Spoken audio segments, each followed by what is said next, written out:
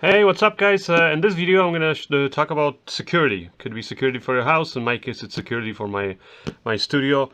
I've over the years I'm kind of testing different devices and things like that. I'm one of those people who I don't like having monthly payments to pay to a home security, for example, company or things like that. So I've always kind of relied on my own kind of setups.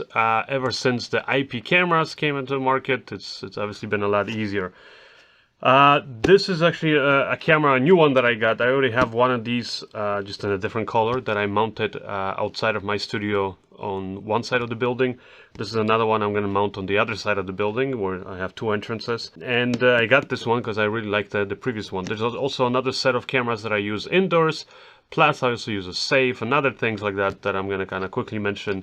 And these are all simple, affordable ways that, again, will not require you to have like a monthly subscription.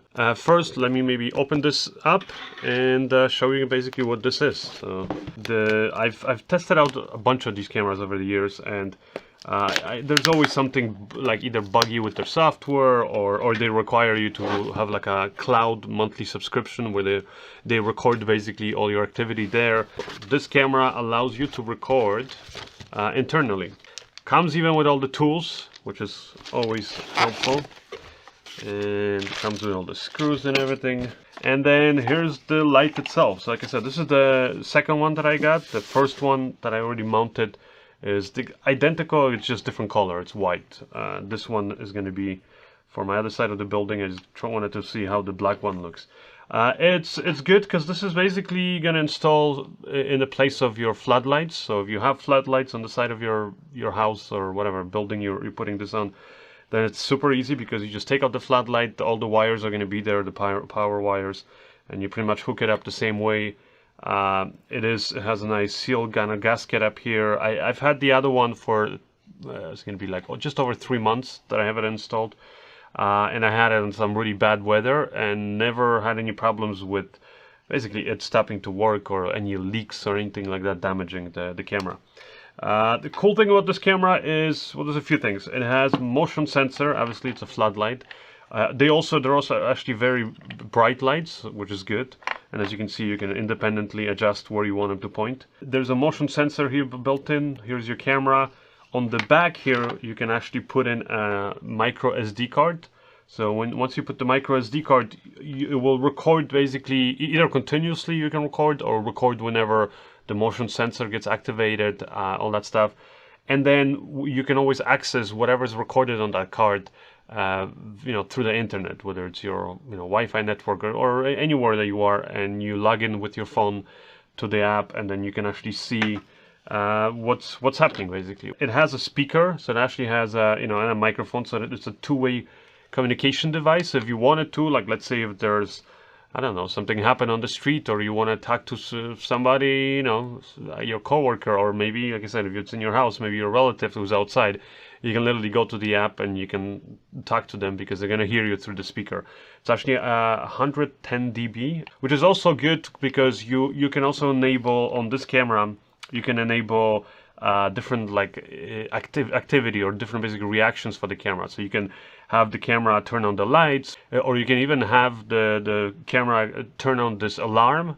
So it's like this very loud, annoying beeping alarm that is definitely gonna let everybody in the area know that something's happening, and hopefully it's gonna scare the bad guys or whoever's trying to break into your place. Plus, like I said, you can just directly talk to them. So you can actually say, hey, I'm watching you right now, being recorded, and the police has been notified, so get the hell out. Now, when you're using the app, this is kind of how it looks. It's very straightforward. If you have more than one camera, you can pick which camera you want to view. Then inside of it here, you can view the live feed. Or you can click also on the clips. You can see what was recorded, what time. And then at the same time here, you can change all the settings for the sensitivity of the camera. So for example, if you wanted to only react in the left side or right side or the middle of the for example, the field of view to movement, then you can do that. You can change the sensitivity of how much you want it to react. And also the same thing with the light, when you want the light to turn on, if you want it to turn automatically, etc. If you turn on this little bell up here, you can also make the camera just ring.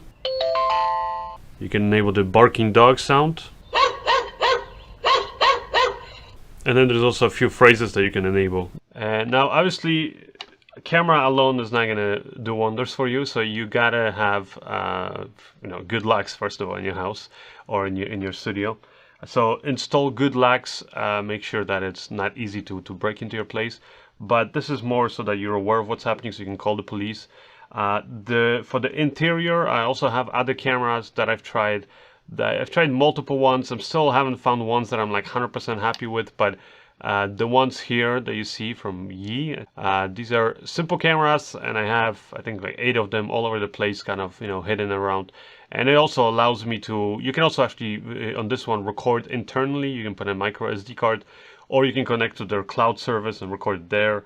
I don't do that because I don't want to, again, pay the monthly fee. But even when you're not subscribed to the monthly whatever cloud service, you can still, the cameras are full functioning, and you can, again, on your phone, just start up their app, and you can see what's happening in different areas of your studio or your house. So that's another set of cameras. Now these cameras are only for indoors, and I'm letting you know because I took one of these cameras that I had indoor here in my studio, and I put it outside before I got these ones. And it survived, actually, surprisingly. It survived a few months, but eventually, because I think it was the weather, like the temperature change, but also, I mean, there was a few days where we had like torrential rain, and the wind and the rain was like coming in sideways. At that point, eventually that camera basically broke down on me. So I would not recommend putting those cameras outside. So that's why I'm saying for outside, get something kind of more robust. A bit more expensive, but really something that's going to last you. Another thing I would recommend is get a safe. I mean, especially like obviously I'm not going to be able to lock up all of my cameras and all like really expensive things, that I would want to lock up, because I would need a giant safe, because the cameras and the lenses that I have are just too big and bulky. But at the end of the day, though, like for me especially, the most important, aside from like documents or whatever, is going to be for my work is my memory cards. Because at the end of the day, like if I shoot a project and I have, all the stuff recorded on it, or my hard drives, actually, usually I'll have the memory cards, but then I'll offload my footage onto the different hard drives that I have, and I'll lock it in a safe. There's different safes. You can get big ones, small ones. The one I got up here is only $70 at the time that I got it, and it's simple, it works, it's great, and even better, if you live in a place where you're allowed to defend yourself, you can even store your gun in there. So you can, let's say you're in your studio or in your house again, when something happens, you can always go and reach for there and grab your gun, and defend yourself and your property. And obviously another benefit of that is, like, let's say if you are in your house and you have a gun, never ever, I always tell that to everybody, all my friends, guns are great when they're used properly, but if you don't use them properly, or more importantly, when you don't store them properly, and you have relatives or other people or kids, God forbid, in your house, and they can easily access your gun, then that's obviously a very bad thing. So that's one of the reasons why I like having these kind of small safes. This one is battery operated. Now, if the battery fails, you always have a key, so you can open it with a key. But with the battery, you can easily program whatever code you want. It's a simple 4-pin code, and that's it. You punch in the code, and it opens for you. Obviously, the safe, you can mount it on a wall, or under your desk, or whatever it is. Preferably, I would say mount it to like a 2x4 or a concrete wall, so that it's not easy to basically grab and rip the safe. But yeah, once you have it mounted, like hard mounted, it's really secure. Anyways, that's pretty much it. So I'm gonna go right now outside and install this camera on the other side of my building. So I'm excited about that. And if you guys have any other like suggestions and tips on how to secure your house, whatever, your office, whatever it is that you want to kind of increase the security, and let me know if maybe you have some other ideas. Like I said, obviously this #1 step is make sure you have good locks on your doors. Anyways, my name is Tom, and I'll see you guys in the next video. Bye.